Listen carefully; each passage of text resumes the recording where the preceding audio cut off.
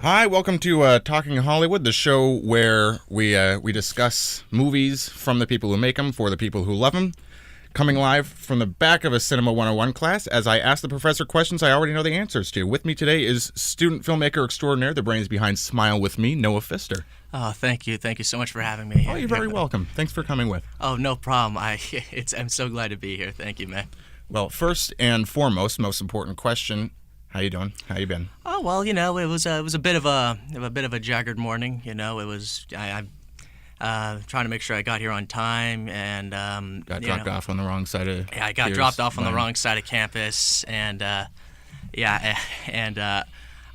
thought I slept past my alarm. Turns out it was an hour before I was supposed to wake up. So it was just I'm still trying to recuperate myself, but it's been so far a good morning. How about I've you? been up for 72 hours just out of fear of missing the date. So if I fall asleep in the middle of the interview, it's no, don't worry. I would be able. Biological. I could carry it on. I think, baby. I think I'm interesting. I'm not entirely sure. I think you're interesting too. Speaking of you, you from around here? You moved to LA? Or? I live up in Agora Hills, which is from here about a good 20, maybe 25-minute drive up north. It's within the Thousand Oaks area. Okay. But I currently go to CSUN, where I am studying film. Absolutely. And how long have you been interested in this medium? I think my interest started back in 2004 when when my dad brought home a copy of Lord of the Rings: Return of the King, the extended edition. That'll do it. It was amazing that like it looked so real to me, and remember it's like 4 hours long, and I was just so taken back. I was so blown away. But that's when my interest in it started. It wasn't until 2009's Avatar, and I saw it in theaters. I knew that's what I wanted to do because. Me being 13 at the time, I just saw this world unfold in front of me. It looked just so realistic, and I saw it in 3D too. So it was in my face, and God, I was like, this is what I want to do. I want to know how to do this, and I studied it a little bit, and now I think it was my junior year. End of sophomore year of high school that I wanted to start writing my own stuff. Now we're here. Fantastic. I will say, a cinema fun fact is, all of the special effects in Avatar were practical. Really? Yeah. I wonder where you could get a giant, how did they film the Halus scene, or maybe that was The Last Shadow? Vermont. It's indigenous. Vermont? Oh, I thought it was Maine. No, that's a common misconception. Damn. Oh, that is so... I did not know that. You are so clever, dude. I know. So do you have family in the industry, or? I had for a while. My mom worked as an accountant for I think it was United Artists before that company kind of went under. Okay. And my dad had on and off again jobs in the industry. He now works for the UFC. Oh wow. But one of the great memories I think he's told me was. He worked on Fear and Loathing in Las Vegas. Okay. He talks slightly fondly of it, but he said it was one of the weirdest things he's ever done. And I think the last family member I have in the industry is my uncle, who is, I think, one of the studio execs at Lionsgate. Wow. Yeah. Okay. You wouldn't happen to have any openings for voice actors? Right? No, not right now. They're working on, I think, 6 more Hunger Games sequels, and wait, no, that's actually not it. They're actually working on something right now that is actually really interesting, and I actually am not allowed to say anything. Yes, please don't on my show. I would like to avoid legal trouble. No, yeah, of course. However, I am interested in hearing it, so don't tell me outside of the recording booth. Oh, of course not. Stylistically, who are some of your influences? Well, a lot of the stuff I write right now, like screenplay wise, is something that I can shoot because with Smile for me, not Smile with me, but Smile for Smile with me. Yeah, it's Smile for me. Yeah, it was actually that's fine. It was actually based off of a comic. and there were things that I took from a few the silent film era. I watched The Artist to try and understand silent movies, but there were a few stylistic choices I took from Wes Anderson, such as the tracking shot following the person, a few of the 90-degree turns, and because with Wes Anderson, I always feel like when he's shooting something, you have an idea of the surroundings and the characters themselves. And the way I tried shooting it, I tried looking at what Wes Anderson would do, and I tried implementing it. Writing style, when it comes to writing dialogue, even though Smile for Me didn't have any dialogue, but with the film I'm currently trying to make, I based a lot of it off, a mix between Quentin Tarantino, Shane Black, and Wes, because I feel like dialogue should be interesting. And the thing I'm working on is it's primarily a drum rom-com. It's about an hour, it's 100 minutes long, and it's primarily dialogue based. And I kind of realized that in order to, Pulp Fiction is primarily dialogue driven, and I realized that for it to work, it needs to have interesting dialogue. And I love all the writing, and it's because it's always interesting. I'll tell you, if you can make a silent rendition of Pulp Fiction, I will buy you another blueberry muffin. Oh my God. Yeah, this man bought me a blueberry muffin, and it is delicious, so thank you for that. And I'd do it again. Oh, wait, but there is one thing I actually did want to mention. Please. At the end of Smile for Me, when it rolls the credits, I actually got inspiration for the credits from one of my all-time favorite directors, Matt Reeves, who directed Cloverfield and the last two Planet of the Apes movies, and the upcoming The Batman. One movie he did was called Let Me In, which was based off the Swedish film Let the Right One In. Yeah. I call it the far better version of Twilight, because it's about a girl who turns out to be a vampire. Chloe Grace Moretz, right? Yeah, and Cody Smith-McKee, or I think it's McPhee. Either way, I loved that movie, and at the end of the movie, I was blown away by the credits, because instead of a black backdrop with white credits, it was a white backdrop with black credits. And seeing that for the first time blew me away, because I had no idea people were allowed to do that. So at the end of Smile for Me, because I shot the movie old silent film style, so it was the 133. It was I think computer nerds will see it as 4:3. In fact, one of my friends can't actually watch it because he can't unsee the black bars on the side. But I chose to have the credits be white backdrop with black credits, because I wanted to emphasize it, and two, I wanted to pay a homage to Matt, because those credits, I watch the end of those credits because they're so stylistically interesting that you can't help but just watch them, because you're just like, I don't know what's about these credits. I could watch the 30-minute credit. I can't watch the 30-minute credits for King Kong, but something's about them that it's just so weird, and it's I loved implementing them. But I think overall, I draw most of my inspiration from people who are very dialogue driven. I like I said, Wes Anderson. Shane Black.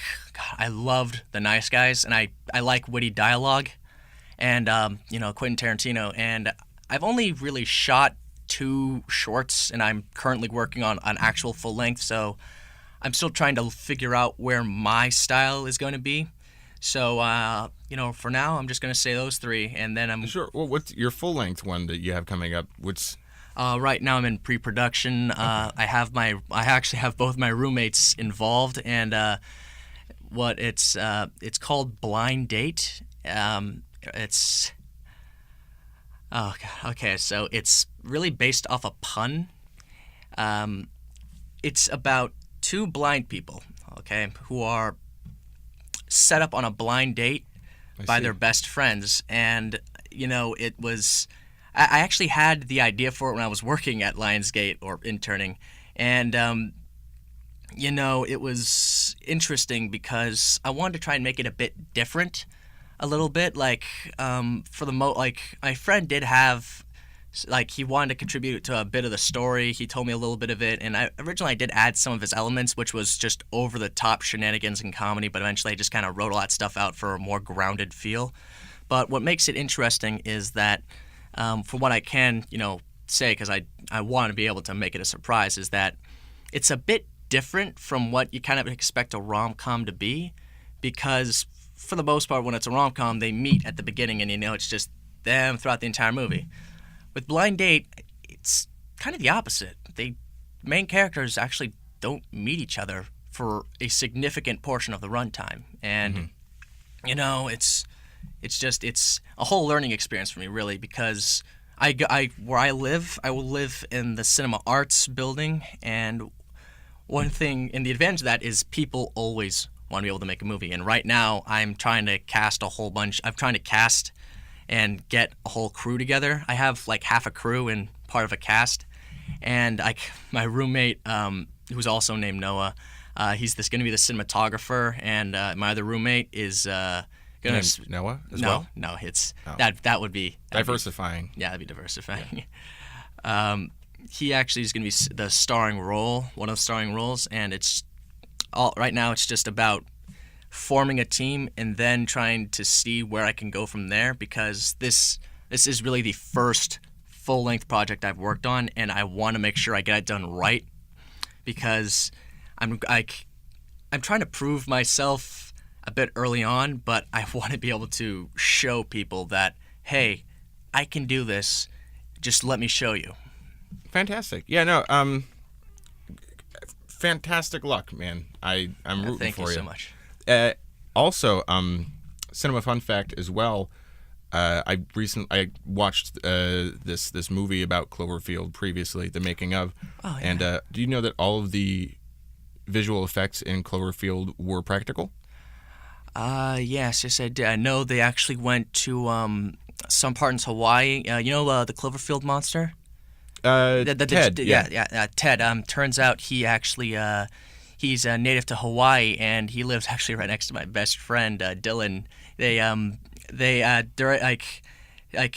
He's told my friend that they came over to him, and they knocked on his house, which is about the size of a skyscraper. It's really nothing much. It's medium wage, stuff like that. And they asked him, "Hey, we're making a monster movie, and we want to know if you want to get involved." And he basically said, I haven't acted before. Are you sure I'll be able to do it correctly? And they were just like, "Oh, of course." Well, that seems like criminal typecasting. He said he thought it was like a bit of typecasting, but eventually he went on to do, a lot of good roles too. In fact, he actually got a role in the newest Godzilla movie. Yeah, and he's wearing a motion capture suit to play King Ghidorah. So luckily, it's him embodying another monster. But he says he's having the time of his life right now. So speaking about Godzilla, here we go. If you only had, I'm going to give you a hypothetical. Okay, right, lay it on me. You're on an airplane. Yep. And for some reason, you jump out of it with a parachute. Okay. And you land safely on a desert island. Okay. Now, you remember that you put a movie in your backpack. Yes. You reach into your backpack, and before you pull it out, you remember, I don't know what movie this is. Now, in your heart of hearts, what movie are you hoping that to be? I think mainly due to the fact I grew up with it, and I actually do have it, and it's the Lord of the Rings, the extended editions box set, like the entire trilogy, like all the extended versions of that, because you have to understand, I've watched all three of those movies. I consider it one movie, by the way, about 60 times, and all those movies, like I said, one movie together is about a little over 10 hours long. So legitimately, I would probably be set, because the music's amazing, Elijah Wood is amazing, what's his face, Magneto's amazing. It's. I really love the part where he bends the ring. Oh, he tries bending the ring a little bit, and then Professor Xavier comes out, And then Hugh Jackman comes out too, and along with Russell Crowe, and it's amazing. Like I must have missed that part. It was cut from theatrical release due to time, but if you have the time to watch Lord of the Rings the extended edition, watch them. There are things that you've seen in there that you will never be able to unsee. It's just amazing. That in a good way though, right? Oh, in a good way, in a very good way. Because if I'm not going to be able to unsee something, anyway. I understand. A fun fact about Lord of the Rings is that all the visual effects were practical. I'm starting to see a pattern with these questions, but I will have to disagree. There was one digital effect, and it's actually the one that you might not expect. Which one? Just guess. Just guess. What effect do you think wasn't practical in that movie? I'm going to say when Gandalf the Good slammed his rod down and said, "Don't pass me." Right? No. Surprisingly enough, it was actually Elijah Wood. Yeah, it turns out. I'm pretty sure it was Gandalf who said, "Don't pass." No, it wasn't. No, it wasn't "Don't pass." Actually, remember Ted, the Cloverfield monster? Yeah. That was actually his first starring role. He had a bit of a starring role, but he had a falling out with Hollywood because he wanted to figure out who he was. But yeah, no, he like Andy Serkis, he played a mocap role. But no, it was Elijah Wood. If you actually look at him in real life, he's actually way smaller. So they had to take a microscope and they had to shoot him, and then they CGI'd him in, but just taller. Interesting. It's very interesting, yeah. Why don't they do that for everybody? Well, make a bunch of miniature sets. Because one, money, and two, you know how tall Robert Downey Jr. is, right? Yes, 7 feet tall. Actually, oddly enough, he's like 5'8". But you don't have to whisper. We're all friends here. Oh, we're all friends? Oh, right. Sorry. I am so sorry. But no, there was actually, in all seriousness, it actually is hilarious what they can get away with. Because if you watch a lot of the movies he's in, like the Marvel movies, and this is not ripping on him by all means, he's a phenomenal actor. I love him in all the Marvel movies. But like I found out that he was like 5'8", and I'm like, wait, Chris Evans is like 6 foot. That's like a 4-inch difference. Why does it always seem like looking eye to eye? And then there's a set photo, and you find out that he's wearing heels. And I'm just like... Interesting. Yeah, no, it was really interesting, and I felt... I don't know why, I felt a bit off, but, he's such an amazing actor that you can watch him, and you'll just be like, I don't care, he's amazing. And it's just, it doesn't And matter. it's also a brilliant example of the practical effects which were used in all of the Marvel movies. Yeah, almost all. Like the Iron Man suit, that was practical. Yes. The Thor hammer, that was practical. Asgard, they actually just asked Odin, like, hey, can we film him? They're like, oh yeah, only if Anthony Hopkins plays me. Of course. The only weird visual effect that was in it, and I still don't get why, was, and you want to know something? It was... Yes. It was Ant-Man's helmet. Like, out of all the things they could have CG'd, like, it was just Ant-Man's helmet. Apparently, they didn't have the metal. They didn't have enough aluminum to make the helmet, so they're just like, we're just going to CG it. Like, I thought it was incredible how Anthony Hopkins played Paul Rudd playing Ant-Man. Oh, no. Actually, that's not even true. Turns out that was Daniel Day-Lewis. It was Daniel Day-Lewis playing Anthony Hopkins playing Paul Rudd in Ant-Man. I mean, he's just such an intense method actor. And, like, you do know that, you know what his crowning role would be? Like, it would have been playing the crowbar in Half-Life 3. Oh, I know. He would have just... Because I played him playing the crowbar. You played him playing Daniel Day... But wow. enough about me. I don't want to show myself on my own radio show. Oh, no, of course. I actually wanted to ask you, upon making Smile for Me or, any of your other shorts, what is the most bizarre thing that has happened? Oh, God. Okay, well... I'm just gonna say this right now. I'm a very weird person. If you ever actually met me, you'd understand.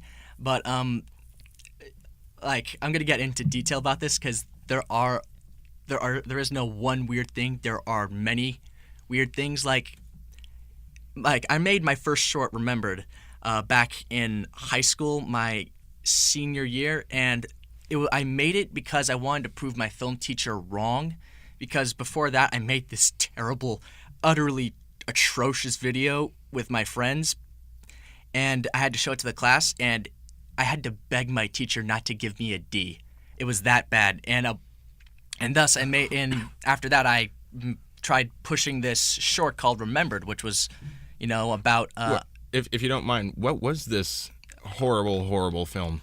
It was called Stop Selfies. It was basically it was just like an infomercial, like, don't take selfies, have your friends take the pictures. I see the merit in that. Oh, God, it was so bad. It was just trash. But all the effects were practical. God, no, we had to CGI out a lot of people just so we can, give them dignity. Paul Rudd, yeah. And okay, so remember the whole story was a kid is trying to get over the death of his sister. He has PTSD, and I had my friend's mom play a therapist, and she was having a bit of a hard time, getting in the role. And I told her that imagine you're talking to your daughter, which at the time her daughter was going through a very, very bad rough patch in life, and she broke down a little bit, and I'm just like, oh, this is not what I want. And so that I felt bad. That was a weird moment. Another weird moment was we had to shoot a murder scene in an abandoned parking lot at night with an airsoft gun, which we taped black tape over the orange tip. Mm-hmm. And this was for my film. Yeah. The Remembered? Yeah, this was for Remembered. And we after we got that film, which took like an hour, we drove off, and then a whole bunch of police cars came in. That was weird. No. Yeah, no. We basically booked it out because we're just like, someone definitely called the cops, and we had no idea until after we were leaving. It would have been valuable B-roll, though. Oh, hell yeah. And but this is the part where it gets crazy, because for Smile for Me, there were several scenes in that were so hard to shoot. Like, there's a scene where a girl uses a sock puppet, and that took over an hour. Just the scene itself lasted about 30 seconds. And it took an hour because she kept trying to do this, which she was supposed to do, and her and the other guy kept breaking down because they couldn't believe the absurdity of the scene, and it took so long to shoot it because they just kept laughing. They just could not stop laughing. And there was also another scene where, she had to poke him, and she just kind of poked his cheek, and luckily, and it took a while because he kept kind of breaking down a little bit. He kept chuckling. She kept chuckling. Luckily it was a silent film, so when we finally got the take, which was, him just turning his head like this, he wasn't laughing, but if you turned on the sound off to the side, you could hear just completely laughing. And, that was primarily the weirdest parts of all the movies that I've made so far, because it's either weird directing or just story-wise, it's so hard to get done because of its absurdity. It's amazing foresight on your part to have it be silent so that you couldn't hear the laughing from the scene. If you put back in the sound of that movie, you just hear me screaming direction at people, and heck, even my film teacher, which I made the Smile for Me at Moore Park, even my teacher didn't have faith in that project because he found out it was going to be entirely silent. So the week after he found that out, he did an entire lesson about the importance of sound while looking me dead in the eyes. And everyone just kind of looked at me a little bit. And I'm just like, this is directed at me. I can feel it. That would never happen at Pierce College. That would never happen just at so me. You know. Oh, man. How many silent films do you get? Daily. Oh, just wow. Everybody's making silent films. Oh, that's good. It's a dying art form. Aside from film, okay, what would you label your biggest passion? Well, I love writing. I love writing books. Like, I have a whole bunch of books I'm currently writing right now. But if we're trying to get away from the creative side, I love psychology, and I love astronomy. I love learning about the human mind, and it's something that's always interested me. The psychology of people and space. I love space. I am a huge fan of space. I could not stop freaking out when I heard the news that there was like a dwarf star with like 7 planets, 4 of which could habit life, and I was just blown away. That's an interesting realm of study. Unfortunately, we are out of time. So this has been Talking Hollywood, where all the effects are practical. I'm Daniel Uhlenberg. I'm unable to pronounce my last name, but it's Uhlenberg.